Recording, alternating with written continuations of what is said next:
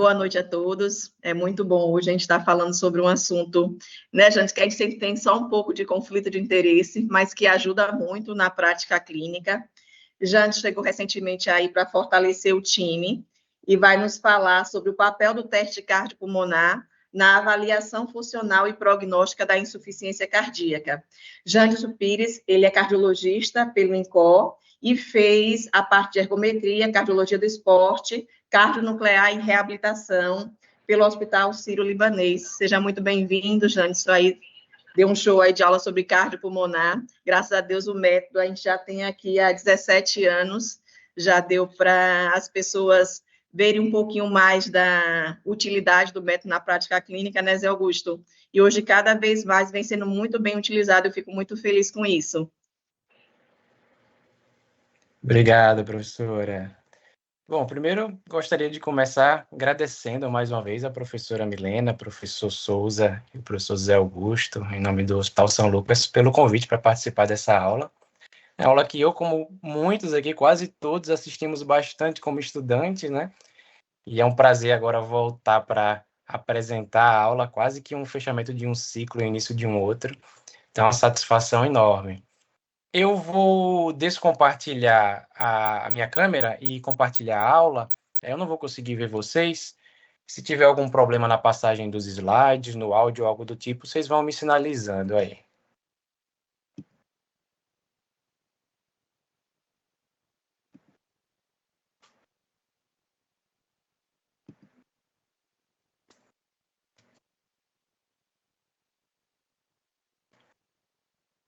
Tá aparecendo o slide aí para todo mundo? E os slides passando?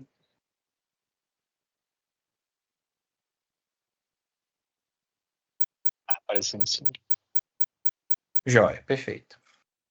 Então, hoje, como a professora Milena introduziu, nós vamos falar um pouquinho sobre esse método diagnóstico que, apesar de não ser novo, data aí de quase 50 anos dos seus protótipos iniciais, vem ganhando notoriedade na prática clínica, primeiro pelo melhor entendimento do seu papel na avaliação funcional de praticamente todas as cardiopatias e pneumopatias, e segundo pela popularização, né, um método cada vez mais acessível, cada vez mais presente para a gente poder ajudar os nossos pacientes e que a gente está utilizando com mais frequência. O método é muito amplo, hoje a gente vai falar de um recorte pequeno dele, na verdade, nós vamos falar do papel da ergospirometria, do teste cardiopulmonar do exercício na avaliação funcional e prognóstica da insuficiência cardíaca. Contextualizando um pouquinho o tema, como todos bem sabem, a insuficiência cardíaca é a síndrome na qual o coração é incapaz de manter um débito adequado para suprimento das demandas orgânicas, das demandas teciduais, ou consegue fazer, mas às custas de um aumento importante nas pressões de enchimento. São diversas as etiologias descritas da insuficiência cardíaca, isquêmica, hipertensiva, chagásica, essas três são líderes ali no nosso país, né? Valvar, alcoólica, cardiotoxicidade, cardiomiopatias, enfim, são muitas as etiologias, bem como são diversas as formas de classificação da doença. Independente da etiologia, da síndrome, independente da causa, a intolerância aos esforços é o sintoma cardinal de basicamente todo paciente com insuficiência cardíaca, né? É a principal queixa apresentada pelos pacientes ao nos procurar no consultório, no ambulatório. É cansaço, é dispneia, é dificuldade para exercer esforço, é dificuldade para exercer uma atividade que antes exercia com tranquilidade, né? É o sintoma mais comum. E diversos são os mecanismos ventilatórios e cardiocirculatórios que estão implicados nessa intolerância aos esforços. Não é tão simplesmente quanto uma dispneia. Nesse sentido, o teste cardiopulmonar do exercício é uma ferramenta muito útil, tanto na identificação e na quantificação de todos esses mecanismos associados à intolerância aos esforços nesses pacientes, quanto nas implicações, tanto diagnósticas quanto prognósticas. Isso é feito de uma forma, na verdade, bem simples. É através da aferição de 3 parâmetros, basicamente, associado a um teste ergométrico.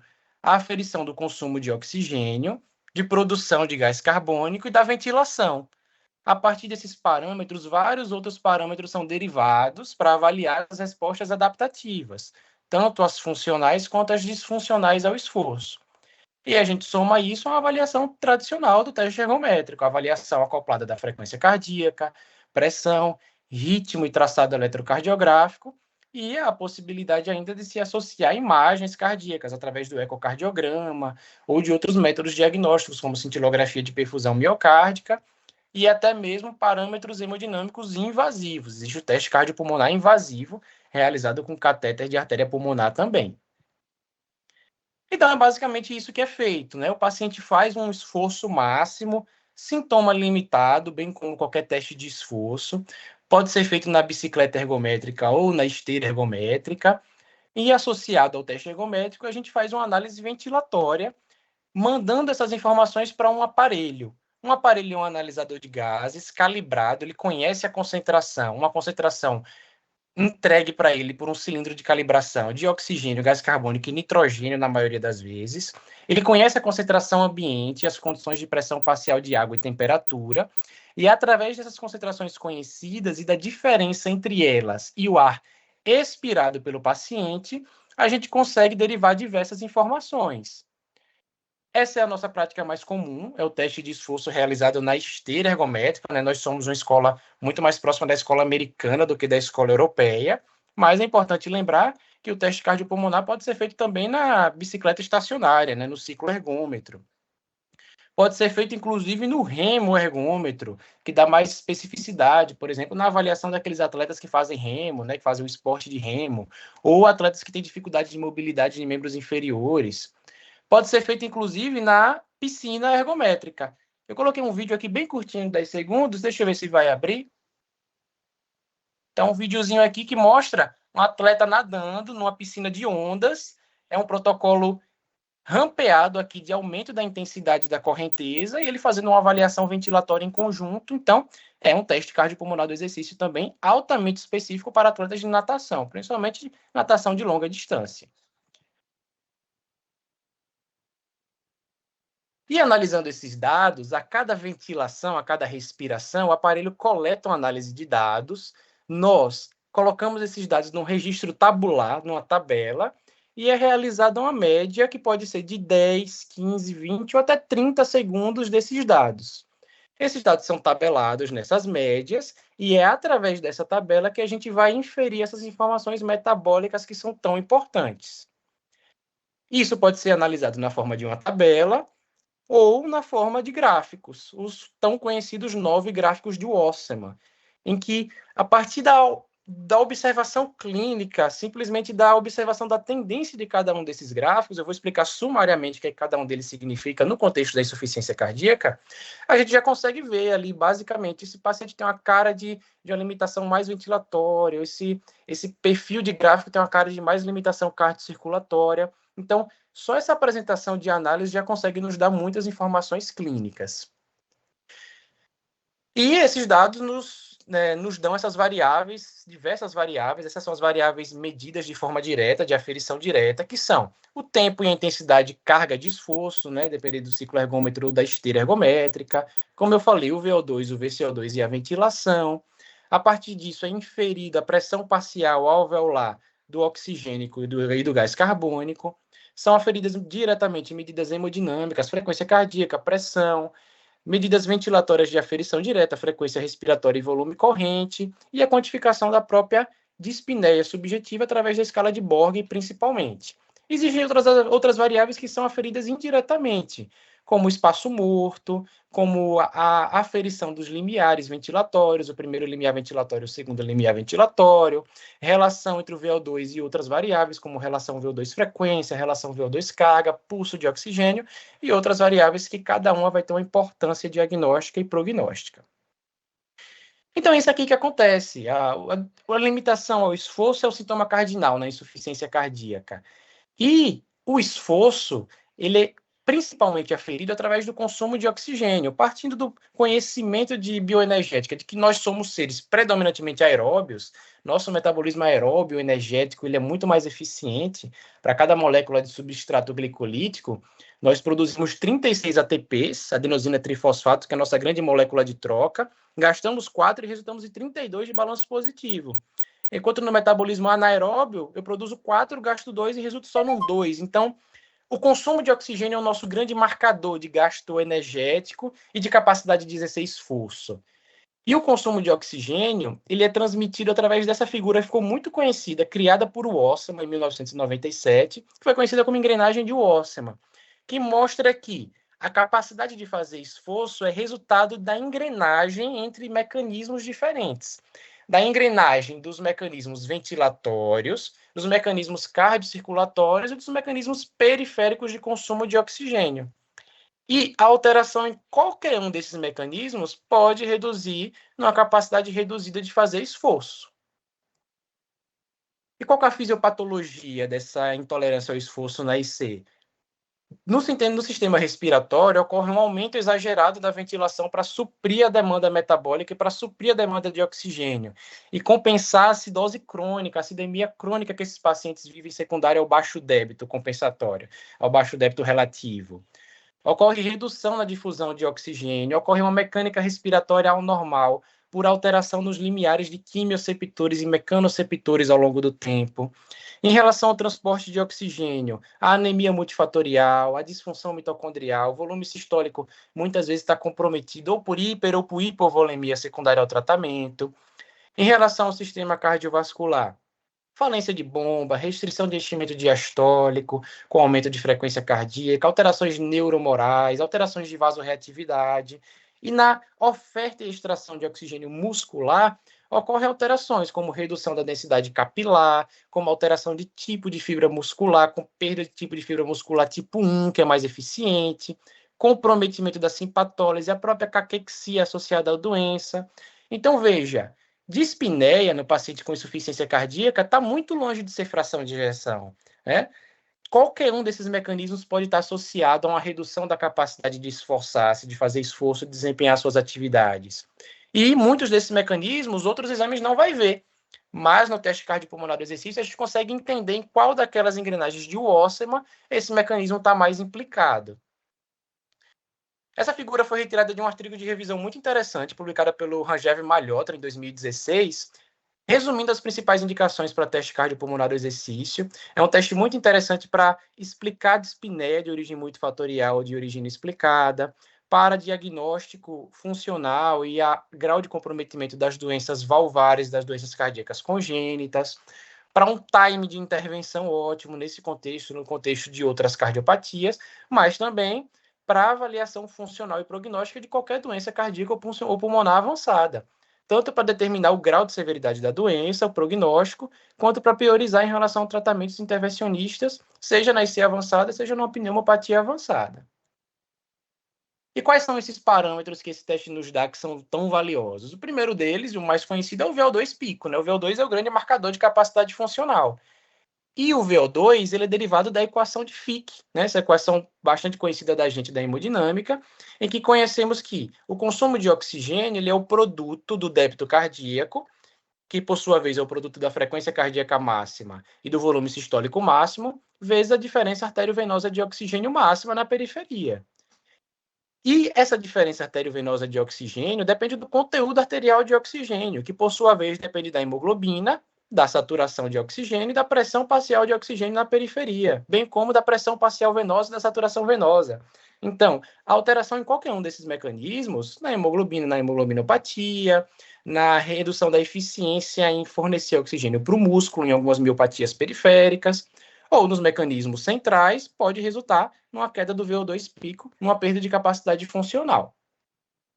O primeiro estudo divisor de águas foi um grande landmark nessa avaliação, foi publicado pela dona Mancini. Ela acompanhou um grupo de pacientes que foi referenciado para um hospital especialista em transplante cardíaco, referência em transplante cardíaco na Pensilvânia, na Filadélfia, na segunda metade da década de 80.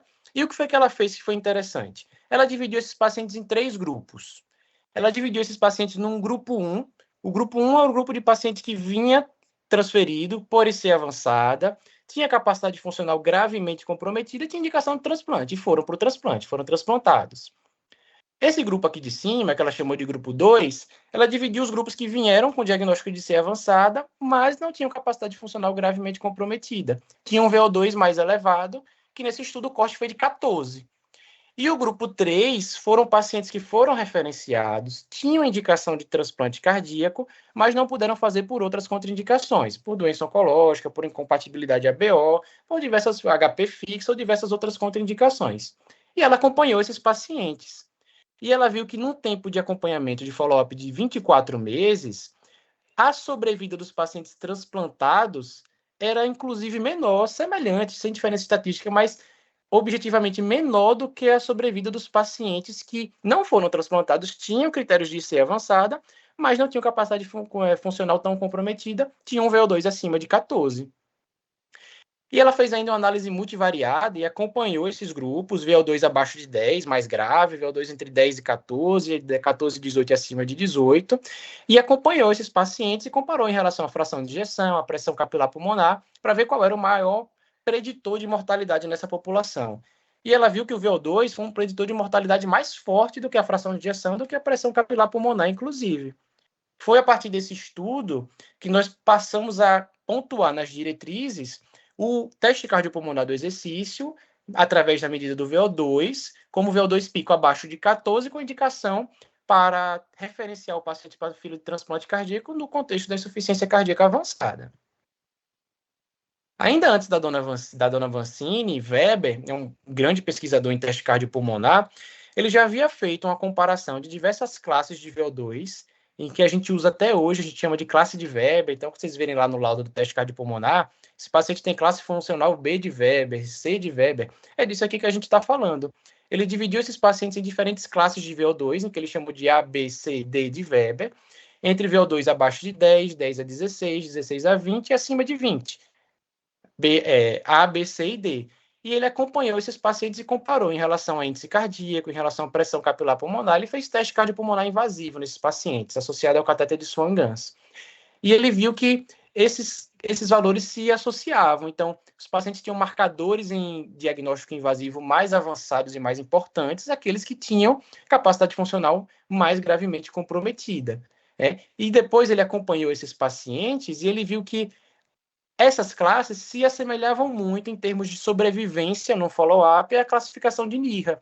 É como se o VBA tivesse um prognóstico semelhante ao NIRA 1, o Weber B ao NIRA 2, o Weber C ao NIRA 3 e o Weber D ao NIRA 4. A gente tem aí essa comparação, inclusive, num estudo na população brasileira. Esse estudo foi liderado aí pelo Luiz Ritt, lá de Salvador, em que ele fez a mesma coisa. Ele dividiu os pacientes pelo teste cardiopulmonar do exercício em classificação de Weber, A, B, C e D. A classe B ele dividiu em B1 e B2 e acumulou para ver a sobrevida livre de eventos desses pacientes. E viu que o Weber já tinha encontrado na década de 80, que os pacientes de Weber D, com VO2 pico abaixo de 10, morrem muito mais, Tem uma sobrevida aqui livre de evento de queda cai para 60% no follow-up de 40 meses. E olha a diferença do VBA, que seria o NIRA 1, Uma sobrevida muito maior. Só que aqui a gente ainda estava falando de uma época, década de 80, início da década de 90, em que a gente não tinha um entendimento do papel neuromoral na perpetuação da insuficiência cardíaca, Era uma época que a gente tratava insuficiência cardíaca, se tratava insuficiência cardíaca com digoxina e furosemida, diurético. E aí pode surgir a pergunta, beleza, depois que a gente entendeu como se trata, qual é o tratamento prognóstico na insuficiência cardíaca, qual é o tratamento neuromoral, depois que eu entendi a importância do beta-bloqueador, lá depois do COMET, do Seniors, do MERIT, depois que eu entendi a importância do bloqueio neuromoral, lá depois do SOLVE, do SAVED, isso mudou, o VO2 continuou sendo um marcador de prognóstico, e aí esse O'Neill, ele acompanhou os pacientes agora com VO2 acima de 14 e abaixo de 14, como a dona Mancini tinha acompanhado, mas e aqueles que toleram beta-bloqueador e que não toleram beta-bloqueador? Isso muda? E acompanhou esses pacientes durante 6 anos. E olha o que é que ele observou. Aqui de um lado, na coluna da esquerda da tela, tem sobrevida, e na coluna da direita da tela tem sobrevida livre de transplante. Esse gráfico de cima, essa linha de cima, a gente tem os pacientes que tinham capacidade funcional acima de 14, o VO2 acima de 14, e toleravam beta-bloqueador, que é o melhor cenário. Capacidade funcional não é tão comprometida e tolera beta-bloqueador. Abaixo, a gente tem os pacientes que têm capacidade funcional gravemente comprometida, abaixo de 14, mas estão tolerando o beta-bloqueador. E observe que esses pacientes morreram menos, inclusive na maior parte do tempo do follow-up com relevância estatística do que os pacientes que tinham capacidade funcional acima de 14, mas não toleravam beta-bloqueador. Pelo conhecimento que hoje a gente já sabe, o beta-bloqueador reduz mortalidade na IC, né? A partir desse estudo, mudaram-se as indicações nas diretrizes para... É indicado o transplante para paciente no contexto da IC avançada com VO2 pico abaixo de 14 para aquele paciente que não tolera beta-bloqueador, mas no paciente que tolera beta-bloqueador, tolera-se um VO2 pico até 12, né? E essas são as recomendações que estão nas nossas diretrizes até hoje.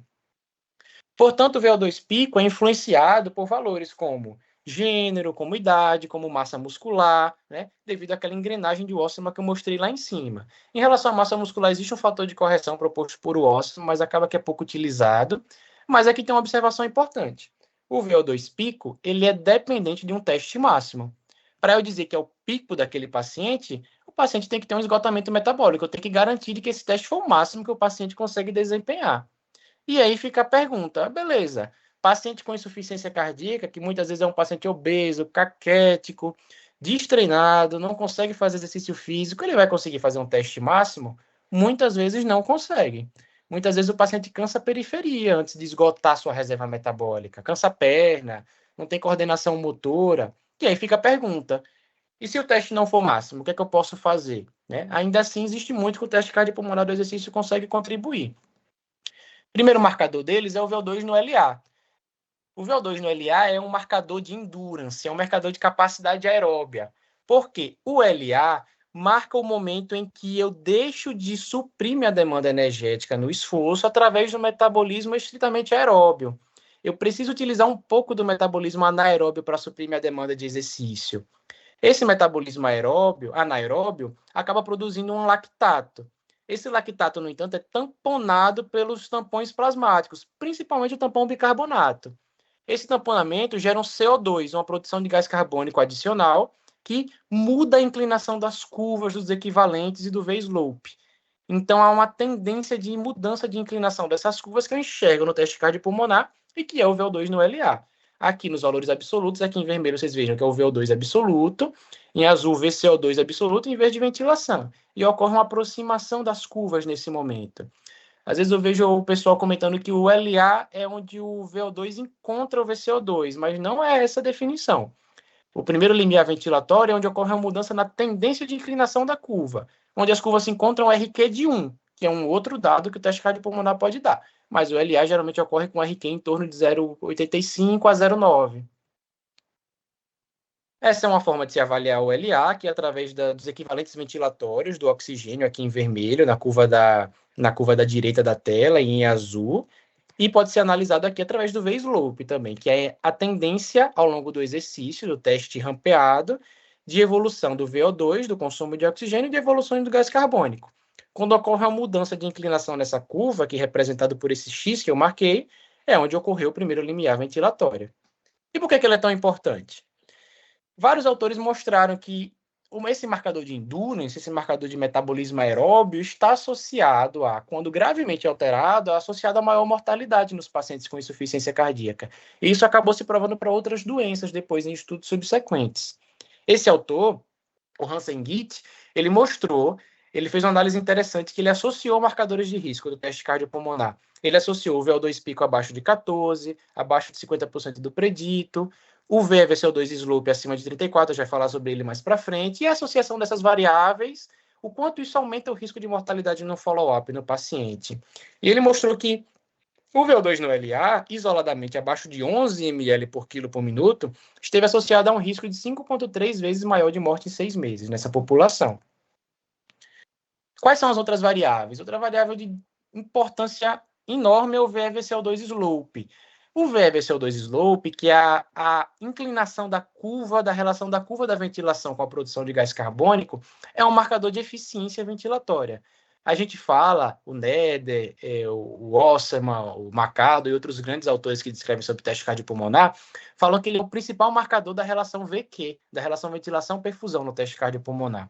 Por quê? Porque a fórmula que determina o VCO2 é essa, é 863 sobre 1 menos espaço morto sobre volume corrente, vezes a pressão parcial de CO2. Espaço morto sobre volume corrente vai nos dar um dado ventilatório. E a pressão parcial de CO2 vai nos dar a eficiência de eliminar esse CO2 no esforço. Então, é um dado que nos dá a eficiência da ventilação para a demanda metabólica. O que é que foi demonstrado? Que valores elevados desse marcador, principalmente acima de 34 a 36, a depender do estudo, estão associados a maior risco de mortalidade.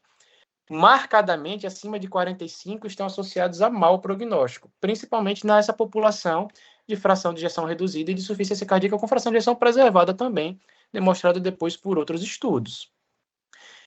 Nesse marcador, Ross Arena e o Jonathan Myers foram os grandes autores que dividiram águas no entendimento desse parâmetro nessa população. O que foi que eles mostraram? Eles dividiram esses pacientes em diferentes classes ventilatórias, ou seja, em pacientes que tinham diferentes eficiências ventilatórias marcadas através do VVCO2 slope. Dividiu em 4 classes. Um VVCO2 slope abaixo de 30 era colocado como classe 1, de 30 e 35, classe 2, 35 a 36, 36 a 45, classe 3, acima de 45, classe 4.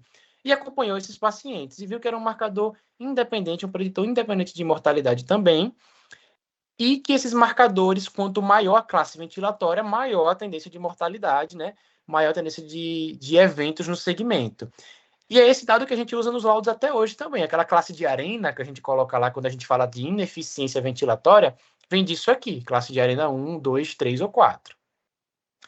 Inclusive, nesse estudo, e até algumas diretrizes, a gente encontra isso, algumas diretrizes de alguns países, ele recomenda que a classe ventilatória é tão importante marcador prognóstico da insuficiência cardíaca, que ela pode ajudar na decisão de tomada de conduta no contexto de insuficiência cardíaca avançada. A depender da classe ventilatória, você consegue entender melhor qual o risco desse paciente.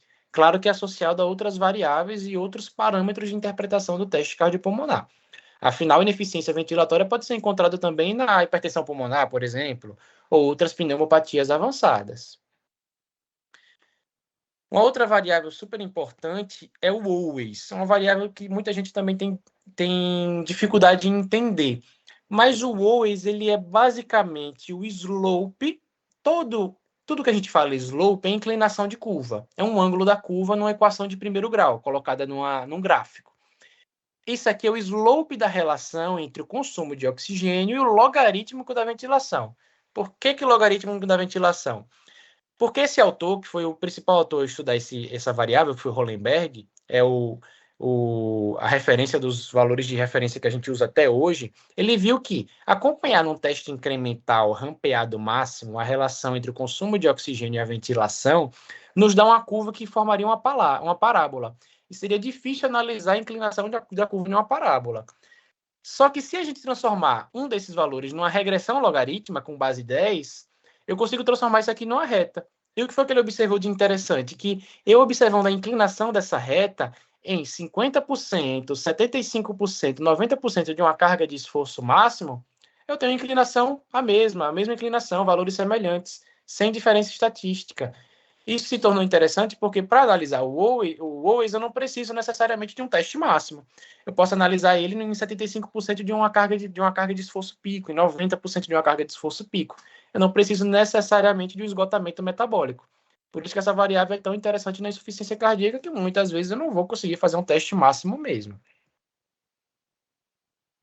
Então, o que Hollenberg e outros autores encontraram? Em análises multivariadas, eles perceberam que valores do OIS abaixo de 1,47, principalmente, litros por minuto, estiveram associados a aumento de mortalidade e pior prognóstico nessa população. Aqui cabe população com ICFE, fração de ejeção reduzida, ou com população com fração de ejeção preservada. Associou-se a um risco de 2,5 vezes maior de mortalidade no segmento. Um outro marcador interessante é a oscilação ventilatória periódica. O que é que isso aqui significa? Que às vezes vai estar descrito no laudo. A ventilação, ao longo do esforço, ela é incremental. Há mudanças na inclinação da curva, mas a ventilação ela vai aumentando até o pico no esforço. Quando ocorre a fase de transição para a fase de recuperação, a ventilação cai.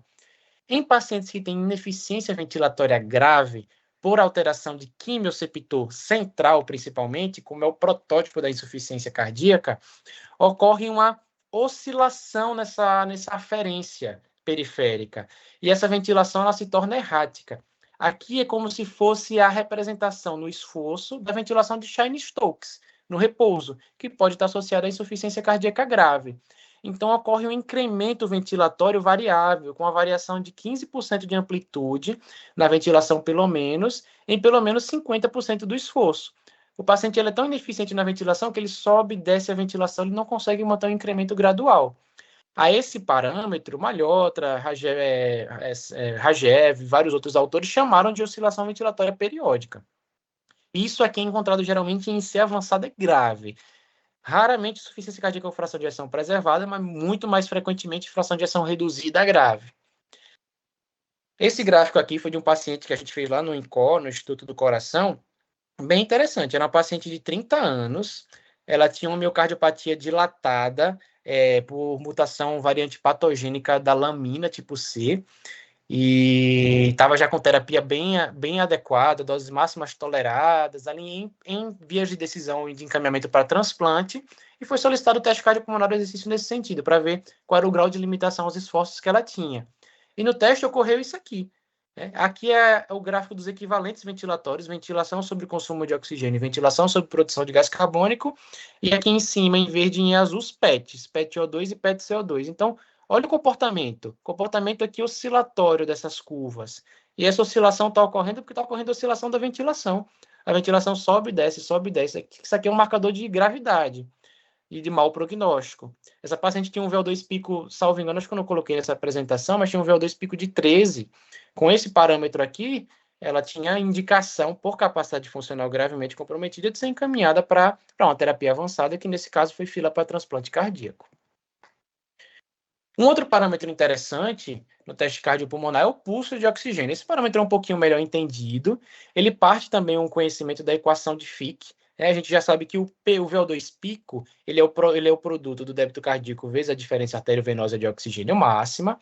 A gente sabe que ao longo do esforço, essa diferença arteriovenosa de oxigênio varia pouco em quem não tem nenhuma dificuldade em retirar a hemoglobina, o oxigênio da molécula de hemoglobina. Então, quem não tem nenhuma hemoglobinopatia, ou nenhuma miopatia periférica, isso aqui varia pouco. Então, é como se isso aqui fosse uma constante.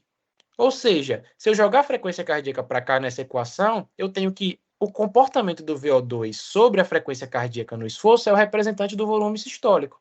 Então, o comportamento da curva de pulso de oxigênio é um indicativo do volume sistólico no esforço. Existem alterações que são marcadamente patológicas. Duas delas principais, uma platonização precoce, especialmente antes do primeiro limiar ventilatório, próximo ao primeiro limiar ventilatório da curva de pulso de O2. Esse aqui foi um paciente que a gente fez lá no Sírio, era um paciente com insuficiência cardíaca também, etiologia isquêmica. Ele tinha um teste do ano anterior que era basicamente normal, tinha capacidade funcional comprometida, mas nada de muito importante.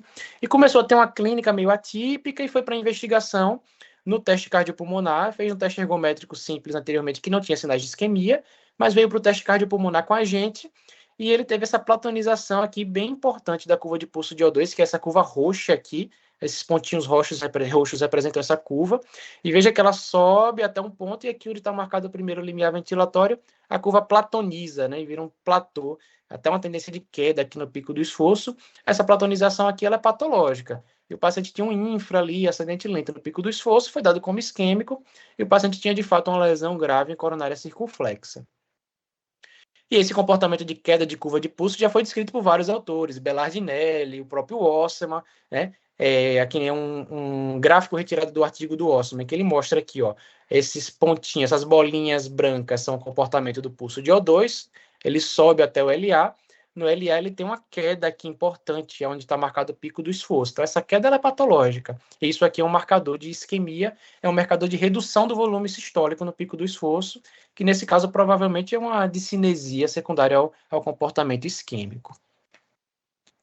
Um outro marcador, um pouquinho menos utilizado na nossa prática, é o marcador VO2 carga, né? Esse marcador, VO2 carga, que eu chamo de carga de esforço. Esse marcador é um marcador de eficiência aeróbia. Ele é mais interessante ser utilizado quando a gente faz o teste no ciclo ergômetro, na bicicleta ergométrica, né? Porque a gente tem a carga de esforço em wattagem. Como na esteira a gente tem a carga de esforço em velocidade e inclinação, até existe uma fórmula para transformar isso em wattagem, mas tem uma baixa correlação, fica difícil transpor esse conhecimento para a esteira. Mas quando a gente faz o teste na bicicleta, a gente tem isso como marcador interessante também, em que o valor dessa relação seria normal em torno de 9, com desvio padrão, aqui um desvio de até 1 a 1,5 ml/kW ao longo do esforço, e alterações nesse parâmetro são marcadores de ineficiência aeróbia também.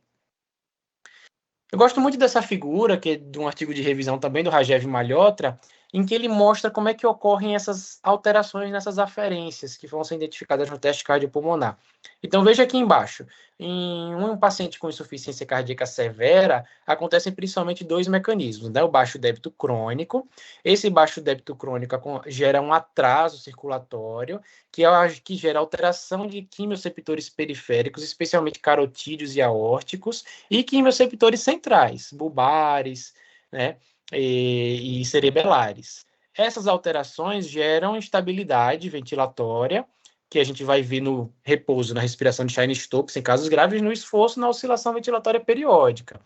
Isso gera um aumento da frequência e da profundidade respiratória para suprir a demanda metabólica, o que gera uma PaCO2 baixa, hipopneia e apneia, e aumenta a PaCO2 e cai a PaO2 no esforço. Então, gera esse comportamento cíclico ao longo do exercício, que é a EOV. Por outro lado, o aumento das pressões de enchimento do ventrículo esquerdo, né, associado aí também a esse avançado, a esse grave, gera uma congestão pulmonar crônica que também gera uma disfunção da reatividade da vasculatura pulmonar direita ao longo do tempo, assim como uma alteração da eferência justa carotídea, da eferência vagal justa carotídea. E isso gera uma alteração crônica da relação VD-VT, bem como uma alteração do drive ventilatório, fazendo que o paciente tenha que fazer respirações profundas e mais rápidas. Então, aquele paciente que tem uma ventilação muito ineficiente, para uma baixa carga de esforço, ele tem que aumentar a frequência respiratória e aumentar a profundidade muito. Isso repercute na queda da PaCO2 e no aumento da relação VD-VT, e a gente vai ver isso transformado naquela fórmula que eu mostrei lá anteriormente, através da ineficiência ventilatória, que é o VVCO2 slope.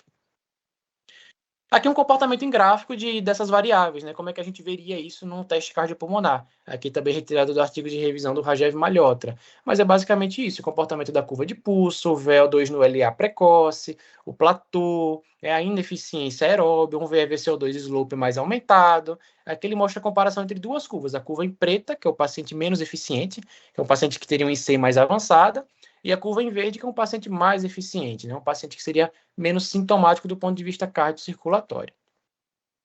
E eu gosto muito dessa figura também, que essa figura é um compêndio disso tudo que eu falei, em que ele mostra aqui embaixo quais seriam o conjunto de achados que eu teria num paciente de baixo risco de eventos, que teria aí aproximadamente 95% de sobrevivência livre de evento em um ano. Esse paciente ele tem um VO2 no LA acima de 11, geralmente. Ele tem um VO2 pico, classe A de Weber, acima de 20. Ele tem um VVCO2 slope abaixo de 30, geralmente, é uma classe 1 de arena, não tem oscilação ventilatória periódica. Veja que está na base desse losango aqui, é tudo em verde, né? Por outro lado, se eu tenho um paciente aqui permeando esses parâmetros em vermelho, um OIS abaixo de 1,4, um VO2 no LA abaixo de 9, um VO2 pico abaixo de 14, se com beta-bloqueador abaixo de 12 ou abaixo de 50% do predito, uma recuperação da frequência cardíaca e do VO2 pico lentificada na fase de recuperação, oscilação ventilatória periódica com ineficiência ventilatória pelo VVCO2, esses pacientes eles morrem mais de 20%, chegando até 40% dependendo do follow-up, morrem em cerca de um ano. Então, para esses pacientes tem que ser considerada otimização no tratamento. Então, o que é que eu queria deixar aqui de take-home messages e de um exemplo prático nesse finalzinho? Primeiro deles, o teste cardiopulmonar do exercício é uma ferramenta importante na avaliação funcional e prognóstica da insuficiência cardíaca, independentemente da apresentação fenotípica desta. Veja que eu não falei aqui o teste cardiopulmonar na ICFE, o teste cardiopulmonar na ICFEP, para deixar essa aula um pouco mais enxuta, e porque, independente da apresentação, o teste cardiopulmonar enxerga todos aqueles parâmetros que são funcionais e prognósticos nessa síndrome. Então, independente do tipo de IC, ele vai observar se há comprometimento cardiocirculatório. A fração de ejeção não se relaciona diretamente com a capacidade funcional. Então, raramente a gente esquece de solicitar um ecocardiograma para um paciente com insuficiência cardíaca ou com suspeita de insuficiência cardíaca, né? Mas muitos colegas esquecem de solicitar um teste cardiopulmonar. E a correlação entre essas variáveis, capacidade funcional, que é o principal marcador de mortalidade, e fração de ejeção do VE, não é boa, não há uma correlação direta. Estudos que eu não coloquei nessa apresentação também já mostraram isso. Além da classificação funcional expressa pelo VO2, né, além do VO2 pico, do VO2 máximo, Existem outras variáveis que são prognósticas e igualmente importantes nessa população que podem ser avaliadas pelo exame. Ao solicitar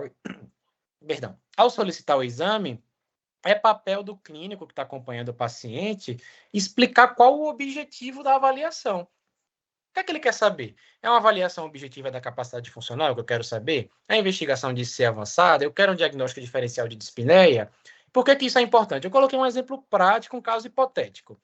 Imagine a paciente aqui, MCP, feminina, 58 anos, ela é bancária, ela tem uma miocardiopatia isquêmica, foi revascularizada em 2023, fez a revascularização completa, não tem isquemia na última cintilografia de perfusão, tem um ecotranstorácico com 38% de fração de ejeção, insuficiência mitral moderada e um PSAP de 38. Tem um histórico de tabagismo importante, parou de fumar há 2 anos, ali coincidiu com a época que ela fez a revascularização, foi depois que ela teve um evento ou o diagnóstico de doença coronariana. A última espirometria tinha um distúrbio ventilatório obstrutivo leve. Ela não faz reabilitação cardíaca porque chega do trabalho cansada em casa todo dia. Ela já está usando bisoprolol 10 mg por dia, Entresto 100 2 vezes por dia, Espirona 25, dapaglifosina 10 mg uma vez por dia, está usando clopidogrel e rosuva com ezetimibe. Então, um tratamento bem decente para uma miocardiopatia isquêmica com disfunção. No eletrocardiograma tem ritmo sinusal, tem frequência cardíaca de 52, beta-bloqueador parece estar em dose otimizada, tem um QRS ali de 128, a morfologia de BRE, né, um QRS ali já alargado.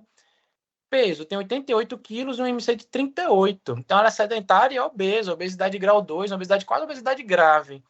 O exame não tem sinais de congestão ou baixo débito, o NT pro-IBNP é normal, mas fica a dúvida porque ela é obesa, será que isso está falseado? Demais exames laboratoriais sem alterações importantes, só que ela vem na 4ª consulta seguida dizendo que tem cansaço para os esforços menores que os habituais. Ela não consegue acompanhar o marido para ir na padaria. Será que ela é uma NIRA 3? Quantas vezes a gente não vê esse paciente no ambulatório, né, no caso de insuficiência cardíaca? Dificilmente o paciente tem só IC. Às vezes é um IC, sedentário, obeso, tem pneumopatia associada. E aí fica a dúvida.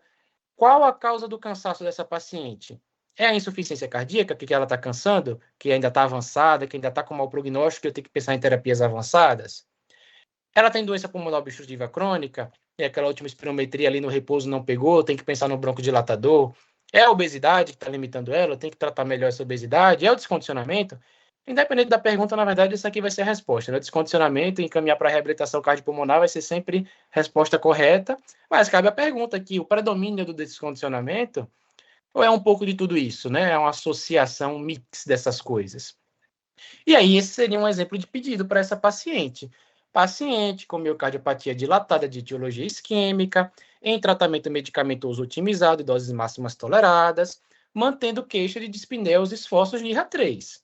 Possui distúrbio ventilatório obstrutivo leve e passado de tabagismo importante, obesidade grau 2 e sedentarismo.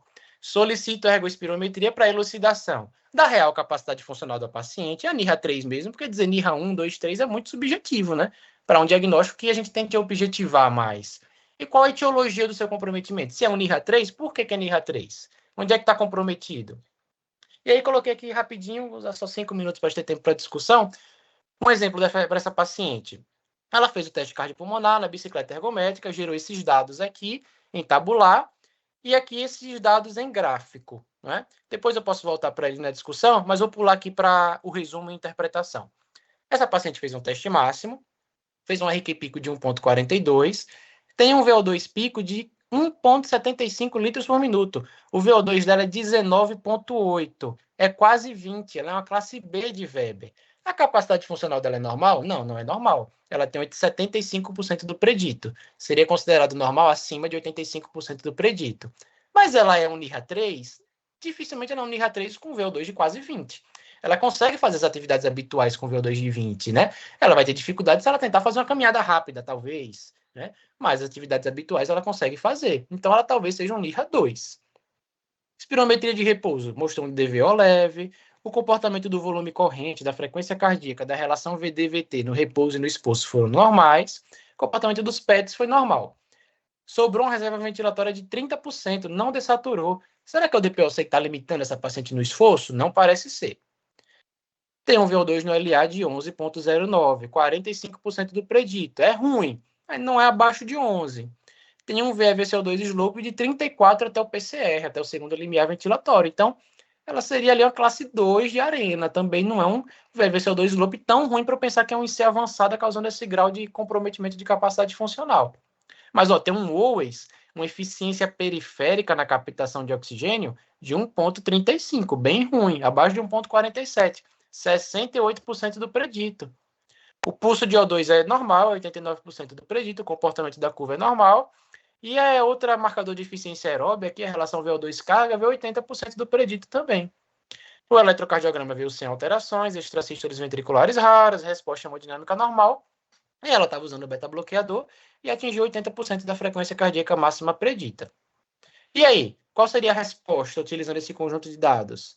Essa paciente, na verdade, ela tem um teste com VO2 pico no primeiro limiar ventilatório, no limiar anaeróbio, revelando baixa capacidade funcional, sim, e baixo desempenho aeróbio, mas ela seria uma classe B de VEB, um NIRA 2.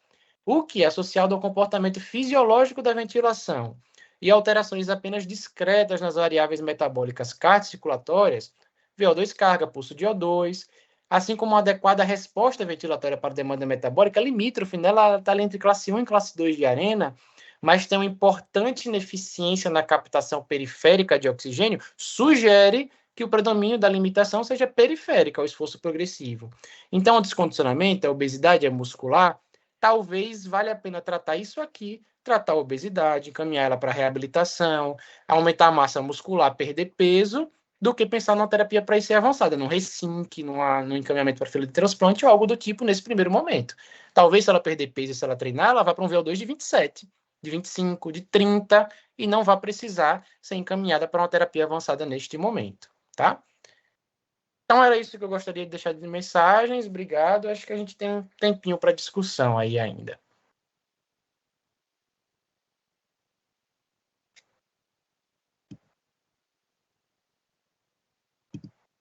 Parabéns, Jantes, pela aula. É sempre bom estar acompanhando a aula de cardiopulmonar e o caso clínico bem ilustrativo. E na nossa prática, quando eu falo sempre de cardiopulmonar, tem uma frase que eu adaptei, né? Quem vê cara não vê VO2, eu digo quem vê fração de ejeção não vê VO2, né? Zé Augusto, uma vez a gente saindo do congresso, surgiu essa frase e ela é bem verdadeira. Porque às vezes a gente pega como você falou muito bem, a gente pega um paciente, o mesmo paciente, uma fração de ejeção de 20%, e você vai ter um VO2 acima de 20%. Às vezes vai pegar esse de 20% e realmente ele está péssimo, ele está com VO2 de 10, de 12. Então é muito importante que a gente saiba a capacidade realmente funcional do paciente, qual a sua condição aeróbica, porque muitas vezes as pessoas se prendem muito à fração de ejeção. Então, às vezes, o paciente na insuficiência cardíaca tem 4, 5, 6 ecocardiogramas, mas não tem um cardiopulmonar, né? Sim. E aí ele se fala falsamente como assintomático. E até para otimização do tratamento, a gente realmente precisa, como esse caso, saber da classificação funcional desse paciente, até para otimizar o tratamento. Então, é muito bom a gente estar aqui falando de cardiopulmonar para abrir mais um pouquinho esse olhar no paciente com insuficiência cardíaca, né? O HIT, ele publicou o trabalho, foi daquele de 2022, não foi? Aquele que você colocou, que saiu 2002, mas foi 2022, não foi? Ele tem um em 2002 e ele fez um outro em 2022. Foi, mas esse 2022 que ele mostrou a baixa concordância da classificação funcional Isso. pelo NIRA em relação ao VO2. VO2, porque tem muitos pacientes que se dizem assintomáticos, e quando a gente coloca no cardiopulmonar, como aconteceu essa semana, uma paciente Aurélio, uma paciente valvar, já com disfunção de prótese importante, mas ela se diz assintomática. E a Aurélia falou, mas não tem como. VO2 abaixo de 10, todas as variáveis, o teste não foi máximo, o teste dela foi 1,03, foi quase, mas assim, as outras variáveis que independem de um teste máximo, todas muito alteradas. Ela não é assintomática, ela está morrendo de medo de uma cirurgia. Então, assim, você consegue objetivar a sua avaliação e até convencer mais o paciente, porque quando ele realmente percebe, até quando ele... Tá, Joia, obrigada. Quando você termina o exame, ele percebe, né, que ele não fez bem. E aí cai a ficha e o colega consegue trabalhar isso mais no consultório. né? Mas foi muito bom. Vamos abrir espaço para as pessoas tirarem dúvidas aí à vontade. Senão eu fico aqui falando de cardiopulmonar. Uhum. Mas parabéns, Opa, fala. Muito boa. isso, Janderson, foi excelente, né, Milena? Acho que foi uma revisão bastante ampla. Acho que espero que os residentes tenham aproveitado bastante, né? Porque eu acho que deu para ir sedimentando esse conhecimento, caso clínico e etc., aplicação. É, é, eu acho assim que, de alguma maneira, vocês têm um raciocínio que me agrada muito, que é o raciocínio do fisioterapeuta, né? Digamos assim, o fisioterapeuta se preocupa muito com função, né? Ele não se preocupa muito com anatomia, ele não está muito preocupado se você tem uma imagem, uma ressonância que tem aquilo, ele quer saber com aquilo que você tem, aonde você chega, né? E hoje eu acho que está muito claro que a gente é muito difícil fazer uma medicina atual, contemporânea, 2025, sem a gente ter esse olhar. Aquele olhar da fração de ejeção em repouso, sobretudo, a fração de ejeção que a gente tem no ecocardiograma está muito longe daquilo, né? Mas eu acho que ainda tem muitos passos para se avançar, né? Eu acho que a gente está saindo daquela ideia de avaliar o doente em repouso, e esse talvez seja o primeiro exame onde a gente tem explorado mais, já que, pelo menos eu reputo que eco sob estresse é só para ver um objetivo, que seria a parte contrátil, cintilografia para ver perfusão, mas vocês fazem toda uma integração, né? E um diagnóstico que tem me chamado muita atenção atualmente como clínico, pela dificuldade que eu tenho, eu não sei se o cardiopulmonar ajuda muito, você já falou que talvez não. A gente não tem muito como discriminar esse CFEP de CFER, né? Quando, assim, a gente não... E a gente tem aqueles pacientes que eventualmente eles descortinam uma alteração cardiocirculatória com fração de ejeção no exercício. Mas mesmo assim, isso ainda não é critério definidor de fechar para esse CFEP. Não sei como é que vocês interpretam isso. E hoje o exercício tem sido colocado um pouco para a gente avaliar pressão de enchimento. Né? Eu diria assim, você hoje tem estudos que colocam Swan Ganz e colocam o paciente no esforço e vai ver como é que é a resposta da pressão capilar ao esforço. Que vocês veem assim no futuro? A gente vai precisar desse acoplamento da hemodinâmica do esforço com essas variáveis gasimétricas e fisiológicas integradas? Ou você acha que a gente já poderia, vocês acham que a gente já poderia, naquele paciente que tem uma fração de ejeção normal, eu não consigo ter parâmetros pulmonares descortinados por um cardiopulmonar, eu não tenho parâmetros periféricos descortinados, mas aparece uma alteração, digamos, cardiocirculatória, um VVCO2, os parâmetros mais ligados ao coração. A gente já poderia inferir um ECFEP. Vocês pensam dessa maneira, que a gente já poderia colocar isso como um critério indireto de CFEP? Como é que vocês colocariam o cardiopulmonar para ajudar a gente nessa... Não sei se está claro o que eu estou colocando, mas assim, a gente ficou na ICFEP muito para eco, para fração de função diastólica, e etc. Tem um pessoal que faz hemodinâmica, que é mais para pesquisa, pressão capilar, mas eu penso que a gente poderia ter critérios indiretos, né, de CFEP pelo cardiopulmonar, aquele paciente que tem fração de ejeção normal, mas que eles apontam para uma dos três setores que vocês definem, periferia, pulmonar e coração, ele aparece mais o coração. E aí a gente poderia ser até um critério de fechar mesmo, de ajudar a fechar empiricamente o diagnóstico. Como é que vocês visualizam isso? Eu concordo plenamente, professor. Acredito muito que a gente está caminhando nesse sentido de valorizar a avaliação funcional de todas as cardiopatias e as pneumopatias, algo que realmente não parecia ser tão valorizado nas diretrizes pregressas. E eu acho que a gente está caminhando no sentido da avaliação multimodalidade, né? E uma coisa que eu vejo crescente, que eu enxergo já muito valor na associação do ecocardiograma de esforço com teste cardiopulmonar. A gente até discutiu no grupo brevemente, lá no grupo cardiocientífico, sobre isso.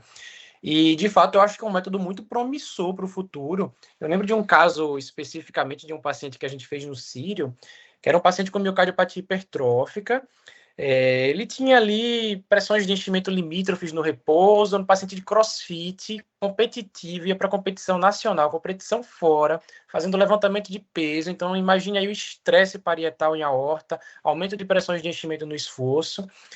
E esse paciente no eco de repouso, com manobra de valsalva, tinha ali pressões de enchimento limítrofes, PSAP aumentava, mas não o suficiente para critérios de obstrutiva, de obstrução de via de saída de VE, mas ele tinha uma queixa ali de uma tontura, um negócio meio esquisito na clínica, no esforço, e ele foi para o teste cardiopulmonar do exercício associado com eco, e é bonito enxergar essa avaliação multimodalidade, porque você vai vendo em conjunto a ineficiência ventilatória surgindo, curva de pulso de O2 achatando, associado ao aumento das pressões de enchimento. Esse paciente mesmo, ele fez no ciclo ergômetro, na bicicleta ergométrica, no pico do esforço lá, que tem um aumento significativo de resistência de vasos de membros inferiores, duplo produto sobe mais do que na esteira. Esse paciente fez um gradiente de via de saída do VE de 80 no pico do esforço, ali no exame, né? Então, não era um paciente, com certeza, não era um paciente assintomático no esforço, ele era um atleta competitivo de crossfit, né?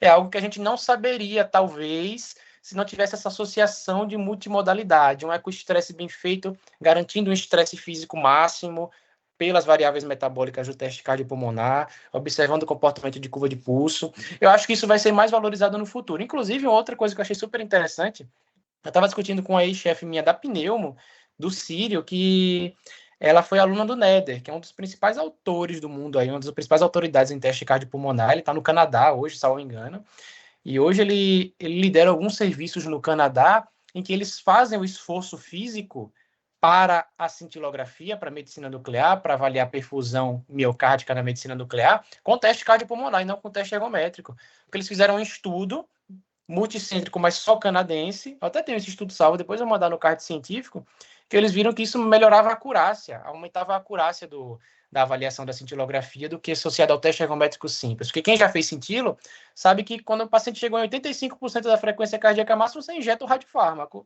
Nem espera ali para não perder o time dele ir para a captação do fármaco, né?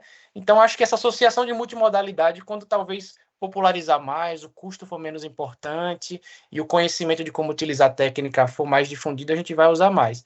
Mas vamos ver a professora Milena, que ela participou de uma banca sobre Cefep e avaliação multimodalidade esses dias. Acho que ela vai ter alguma coisa interessante para contribuir com a gente. Então, depois eu vou até colocar que saiu o link da Macadu, né, que eu fiquei no gostinho. O Milani, lá de Brasília, está na Bélgica. E aí você vê como é outra realidade. Zé Augusto, lá praticamente eles só fazem com cardiopulmonar. Ele falou assim, Milena, ele foi para passar um ano, ele já está 2 anos lá. E nesse webinar eu fiquei assim, foi por isso que eu comecei, já vem um tempinho falando com a direção, para a gente tentar colocar no prédio novo o cardiopulmonar perto da sala do eco, para integrar os dois métodos, entendeu? Porque tem como a gente fazer isso, tem como tornar viável. Como o Janis falou, a multimodalidade, hoje na ICFEP contribui bastante, Zé Augusto, você associar. Tem casos que, assim, o cardiopulmonar sinaliza, aí eu fico, meu Deus, se eu tivesse o eco para estar acompanhando em conjunto, agora eu fico naquele gostinho. Uma vez teve um caso tão emblemático, eu falei, só você não consegue passar com esse eco ainda, eu disse, Milena, não tem a mínima condição. Ainda fui lá, porque era um caso que iria me ajudar bastante. Mas eu concordo, eu acho que a gente está caminhando para isso, eu acho que com fé em Deus, a gente vai ter em breve.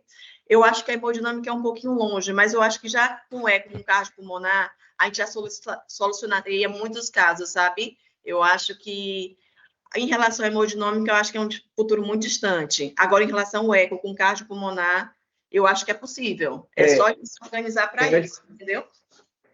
A gente tem um caso, Milena conhece bem, e Luiz Flávio está aí ainda, se tiver, eu estou vendo o nome dele. Não sei se Janson viu esse caso, que a gente discutiu no Heart Team, é um paciente que veio para mim para um pré-operatório de pectus excavatum. Não é, Milena? Aquele menino. Ah, certo, lembro. Então, ele é bem interessante, porque quando eu fui examinar, ele tinha muita extracístole, ele pediu um Holter, tinha uma densidade altíssima de extracístole ventricular, parecendo via de saída, e assim, já com uma função ventricular um pouco limítrofe, provavelmente da arritmia.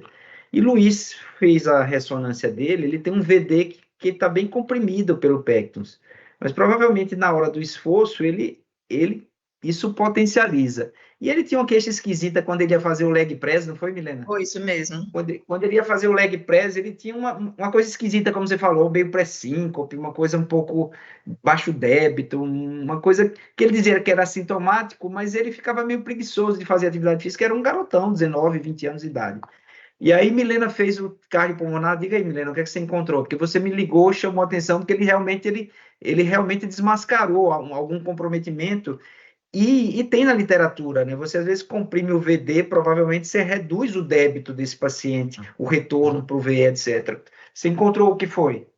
Ele fez um platô, ele fez o cardiopulmonar, sugestivo de cardio circulatório, mas fora isso, ele tem uma correlação muito grande com a clínica. Ele teve os sintomas, ele fez hipotensão pós-esforço, hipotensão significativa, de deitar o paciente, ficar um tempo com ele, porque eu cheguei no máximo, e aí realmente, porque na academia ele tinha os sintomas, mas aí ele parava de fazer, e ele foi se adaptando, né, na verdade. Ele começou a evitar algum tipo de exercício. E lá a gente tentou chegar no máximo dele, e realmente ele fez uma hipotensão significativa, com clínica, com alteração de platô de pulso, ficou bem documentado. Quer dizer, um eco aí acoplado, você iria ver talvez o fenômeno, né, desse miocárdio de uma maneira bastante expressiva. Então, eu penso que acho que vocês chegaram na maturidade. Eu comecei... Na verdade, a primeira vez que eu vi uma aula de cardiopulmonar, Milena ouviu falar nele, Jorge Pinto Ribeiro, eu era estudante, ele voltou do Canadá, fez muito... Não sei se todo mundo já ouviu falar nele, Jorge Pinto Ribeiro. Eu tive aula Johnson já ouviu falar também. Pronto, então ele era um cara que chegou naquela formação americana. Canadá não, ele ficou em Boston, ficou no Brigham, na verdade. Ele fez lá com Brown e tudo, chegou falando ciência cardíaca e cardiopulmonar. E depois ele, no meio do Brasil, acho que ele chegou com muita ideia e terminou indo para a prática. Ele também tinha formação hemodinâmica, foi mais para a área de coronária, mas sempre vira e mexe, estava numa mesa, tudo. Eu participei de uma mesa dele até, porque minha tese foi quimio-reflexo, viu, Janderson? No Chagas, um pouco da apneia do sono, tudo. E participei de mesa com ele e ficou. Na época de INCO era muito pesquisa, era o Negrão e etc. Aí, quando Milena veio, trouxe realmente o cardiopulmonar na clínica. Então, acho que vocês estão com a maturação. O exame está bem sedimentado, né? Eu acho que o exame está bem fundamentado. A gente pensa para onde é que ele vai evoluir. Eu acho que essa coisa da multimodalidade, eu não sabia que vocês estavam discutindo nesse nível, mas seguramente, tanto com imagem, como talvez com hemodinâmica no futuro, né? Nem que seja hemodinâmica pelo eco, né? Não precisa necessariamente ser hemodinâmica por invasão, mas a próprio eco também, pressão pulmonar e outras variáveis que podem diretamente auxiliar. Eu acho que traz um entendimento muito mais integral, né? Muito mais sistêmico do que o coração em repouso, né? Como a gente está habituado. Mas parabéns a vocês que estão militando nessa área, né? Obrigado, professor. Isso aí. Luiz, eu acho que está aí, não sei, a foto dele está aí, Milena, mas... Luiz, cadê você, Luiz? Luiz adora, ele diz assim, Milena, até o VO2 está tudo bem, depois não me fale muita coisa, não. Não, estou aqui. Luiz, coloque a ressonância acoplada aí, o teste pulmonar que melhora isso aí. É padrão ouro. É que eu estava ouvindo pelo computador, aí eu tive que entrar no celular para conversar com vocês, mas eu estou acompanhando aqui a discussão aí. Interessante. Mas essa aula eu acho muito importante, né? A gente está reforçando a importância do cardiopulmonar na insuficiência cardíaca, né? Ter um olhar diferenciado diante do paciente, não ficar só com o ecocardiograma, classe funcional, só confiar no NIRA, não tem uma boa correlação, porque muitos pacientes, eles se limitam, se autolimitam e se dizem assintomáticos. Já tem o oposto, aqueles muitos ansiosos. Esse paciente agora que já nos apresentou, já mostrava que tinha uma classe funcional pior. Então, a gente precisa objetivar realmente como é que está a condição do meu paciente e lembrar que até para otimizar o tratamento, isso vai ser importante. Então, ter um olhar, hoje na insuficiência cardíaca não existe, sem avaliação, não é conflito de interesse, mas as diretrizes estão aí. Hoje, insuficiência cardíaca tem que ter cardiopulmonar, não tem como mais a gente ficar só se prendendo ao que o paciente fala. Diga, e eu digo mais, a gente faz ecoterapia em paciente conhecido muitas vezes, né? Eco a cada 6 meses, sem mudança clínica muitas vezes, Mas a avaliação seriada pelo teste cardiopulmonar talvez seja mais interessante, que você vai acompanhar a evolução funcional do paciente, no sentido de melhora ou no sentido de piora. Talvez isso tenha uma importância prognóstica maior do que você ver uma fração de ejeção que saiu de 25 para 27. Né? Talvez a gente vá evoluir para esse entendimento também. Com certeza. Hoje o Veja, tem uma VO2 é coisa que eu marcado, né? De longevidade, hoje cada vez mais. Só uma coisinha, Zé Augusto, esses dias eu estava fazendo exame e me chamou muita atenção. Tinha paciente idoso, paciente cardiopata, e eu fiz o exame de uma paciente que a princípio não tinha nada, veio para a prescrição de exercício físico, uma menina de 30, menina, né, porque assim, 38 anos, vai ter um momento que a gente já chama de menina, 38 anos, e ela tinha um VO2 de 17, menos que 18. E eu fiquei impressionada, porque assim, os idosos, os pacientes cardiopatas, ninguém teve um VO2 igual dela. Então, se a gente parar para pensar a gravidade disso, tem que ir atrás, porque uma paciente dessa, apesar do exame ter sido normal, mas chama muita atenção, sedentária a vida toda, um VO2 desse, se a cada década a gente vai perdendo 10% do VO2, como é que essa paciente ela vai estar lá na frente? É isso que a gente tem que se preocupar quando a gente avalia o VO2. Como é que eu vou estar lá na frente? Isso é marcador de longevidade. Então, consumo de oxigênio hoje, consumo máximo de oxigênio cada vez mais vem sendo valorizada, igual a gente valoriza uma glicemia, uma pressão arterial, um colesterol, ter esse olhar diferenciado para o VO2. Pode falar, Zé Augusto.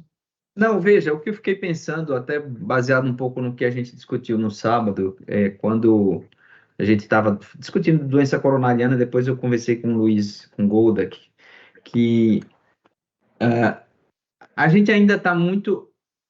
Vocês estão falando em objetivar, e eu concordo plenamente, ter um número, etc., isso é muito importante, mas a gente também está falando que a régua para medir sintoma está muito ruim. A gente, para medir sintoma de insuficiência cardíaca, é grande esforço, médio esforço, pequeno esforço e repouso. É só isso. A mesma coisa para angina. Angina, grandes esforços, médio, pequeno e repouso. E hoje tem gente que está buscando réguas com muito mais precisão, são a variação do status funcional, especificamente. Para vocês, insuficiência cardíaca, tem o Kansas. A gente tem o questionário de Kansas, para quem faz coronária tem o Seattle, que é mesmo autor do John Spertus, do Kansas, e ele que desenvolveu isso. Vocês já viram alguma coisa, já que o HIT fez um pouco dessa relação do New York Heart Association com o cardiopulmonar, mas vocês viram alguma coisa ligada a um questionário, sintoma específico, doença específica, melhor dizendo, como o Kansas, que é um questionário hoje validado em todos os estudos importantes de ciência cardíaca, colocam o Kansas como padrão ouro para avaliar a qualidade de vida. Vocês chegaram a ver algo que se correlacione com o cardiopulmonar? Talvez fosse uma ideia interessante vocês começarem a pensar um pouco nisso, né? O quanto se correlaciona.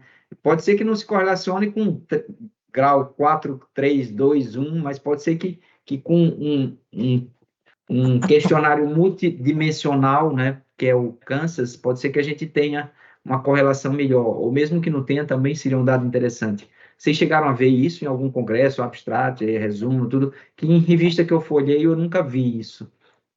Tem um questionário de qualidade de vida e atividade física mais aplicado para idoso, professor, que é o PARC. Ele, salvo engano, é o que apresentou melhor correlação com a capacidade funcional aferida através do VO2. Do VO2, né? Isso, é o PARC. Mas eu apliquei até num trabalho do meu TCC do R5 em cardio do esporte rehab. E fazendo uma revisão de literatura, eu achei muito pouca coisa robusta dessa correlação, sabe? Existe muita coisa em relação ao teste de caminhada de 6 minutos, né? Teste mais aplicável, mais acessível, mais fácil em correlação com o VO2, mas em relação a questionário clínico, a gente tem muito pouco. Não sei se a professora conhece outro, mas o que eu conheço é o PARC, que é o mais validado, e que ainda assim eu não vi nada muito robusto, não, em termos de descrição, sabe? Sempre a tentativa é com VO2, né? Padrão ouro, sim. Sempre, a correlação geralmente é maior, sempre tem buscando com o VO2, que é o que realmente mostra a condição aeróbica do paciente, né? A classificação funcional. Mas com sintoma, com que ele sente, porque talvez até isso seria interessante. Por que eu estou dizendo? Porque dispneia é uma queixa muito complexa. Se a gente pegar uma diretriz, tem uma diretriz de dispneia, eu li na época da Covid, tem uma do Blue Journal, que é a revista de pulmão, né? você tem uma guideline de dispneia, que a dispneia tem várias definições, e às vezes quando é dispneia pulmonar, o doente conta de uma maneira, quando é mais coração, ele conta de outra maneira, quando é mais fadiga, ele conta de outra maneira. É esse refinamento do sintoma.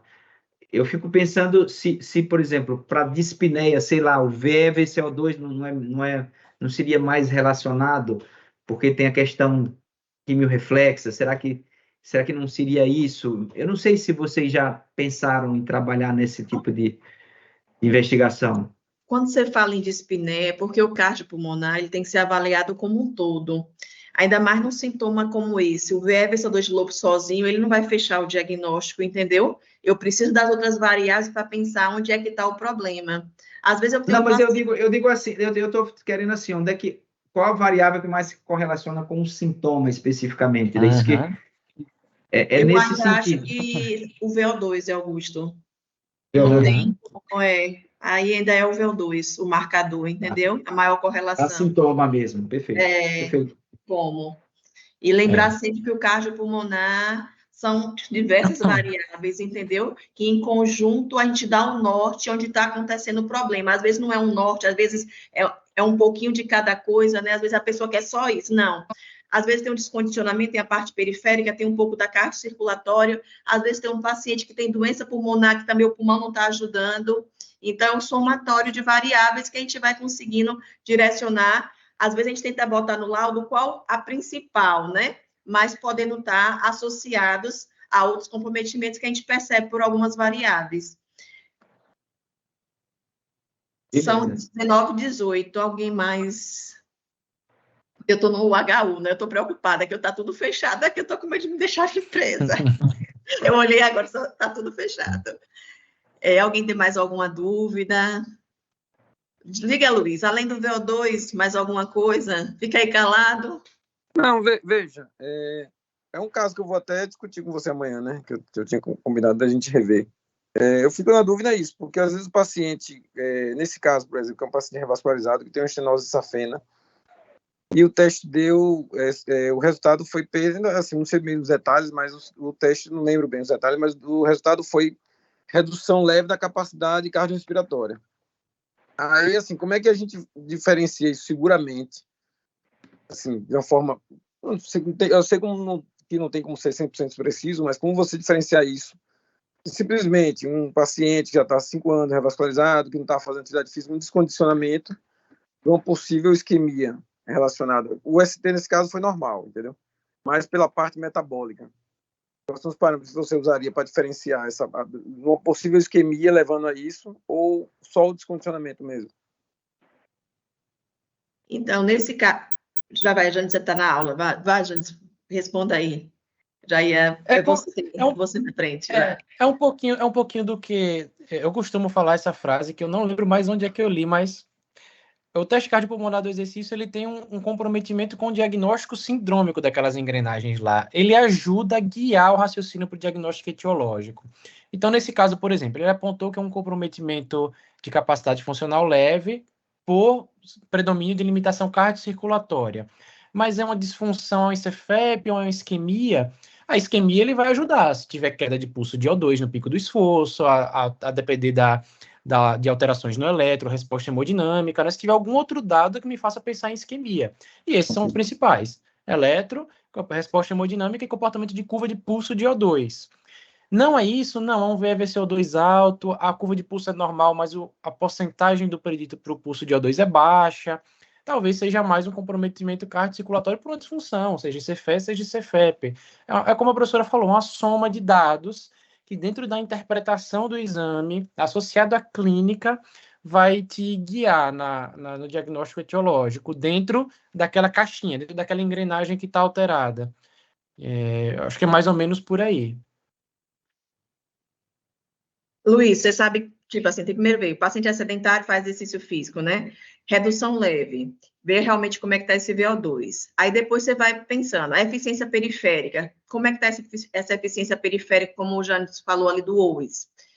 Não teve isquemia, teve platô de pulso, o slope subiu, então você vai somando, o tempo de recuperação do consumo de oxigênio está muito alto, Então, aí você vai vendo o que está predominando. Às vezes, pode ter um pouco de cada. Eu não vi o exame, amanhã a gente vai ver direitinho. Mas tem alguns dados que dão um norte. Às vezes, como acabou de falar, a gente não consegue fechar, porque tem um pouquinho de cada.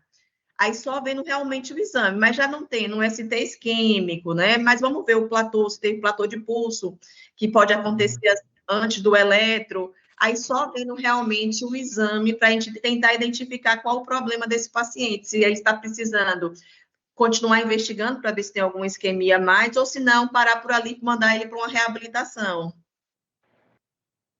Certo? Não, perfeito. Deixa eu fazer uma pergunta, talvez a minha é a última, com certeza. Dentro dessa... Vocês estão fazendo muita propaganda desse exame, e eu quero saber o seguinte, se esse exame realmente ele muda o outcome do doente. Vocês estão fazendo muita propaganda. Um clínico experiente vai examinar um paciente com dispneia, esse paciente que o Janderson mostrou, paciente que tem um pouquinho tem descondicionamento, poderia ser insuficiência cardíaca, já que fumou, poderia ser DPOC, não foi isso, Janderson, que você mostrou para a gente? Isso. Vamos dizer que eu agora a gente randomize um grupo, ele vai ser um tratamento guiado pelo cardiopulmonar. Tá? E o outro grupo vai ser guiado pelo feeling clínico mesmo, vai ser tentativa e erro, etc. Na experiência de vocês, se tiver trabalho, vocês apresentem um trabalho. Se não tiver, vocês pensem em fazer esse trabalho, ou alguém fazer esse trabalho. Mas na experiência de vocês, de fato, quando eu pego um paciente que tem os 3 sistemas minimamente alterados, eu dou um broncodilatador, como Milena às vezes diz, olha, tem um paciente que teve tosse no esforço, parece que ele tem uma broncoreatividade de esforço, mas também tem um OIS que não está muito legal, vamos atuar nos sistemas. Vocês acreditam que faça diferença mesmo na qualidade de vida desse doente? Ciência cardíaca guiada pelo cardiopulmonar? Eu acho que não existe esse exame, mas eu acho que o cardiopulmonar daria pau na análise clínica isolada, hein? Eu acho que ganharia de lavada, assim. Direciona de fato, né? Alguns, principalmente nesses casos mistos e desafiadores, caberia um estudo, sim, mas eu acho que principalmente naquele diagnóstico de pneumopatias incipientes, sabe? Que a gente falha muito na clínica, a gente fica esperando o sibilo, o broncoespasmo. E a maioria das vezes o paciente não sibila. E o comportamento no esforço é dificultado pelo teste na esteira, é mais fácil fazer análise ventilatória quando o teste é feito na bicicleta, pela estabilidade das curvas da ventilação, mas o comportamento ventilatório no esforço nos dá a dica, e às vezes a gente acerta ali, está precisando de um broncodilatador, está precisando de uma reabilitação pulmonar. Eu tenho a impressão que a clínica, nesses casos, dispneia um diagnóstico diferencial desafiador, né? Então, nesses casos, eu acho que o teste cardiopulmonar é imbatível. Olha, teve um caso tão lindo. Você mandou a gente fazer propaganda? Teve um caso tão lindo com o Zé Barreto da Pneumo. Era uma empresária, tinha acabado de se separar. Então, todo mundo, ela com dispneia, mas achava o quê? Ansiedade, estressada. Tinha eco, tinha teste ergométrico, tinha espírito, tudo normal. Aí, quando eu fiz o cardiopulmonar, típico de vasculite pulmonar, desaturou, slope alta. Aí, quando eu fiz o exame, eu falei, oxe, não. Como é que pode? Até eu já estava convencida que era, como me foi me passado e pela paciente, eu falei, não, isso aí deve ser estresse, não deve ser nada.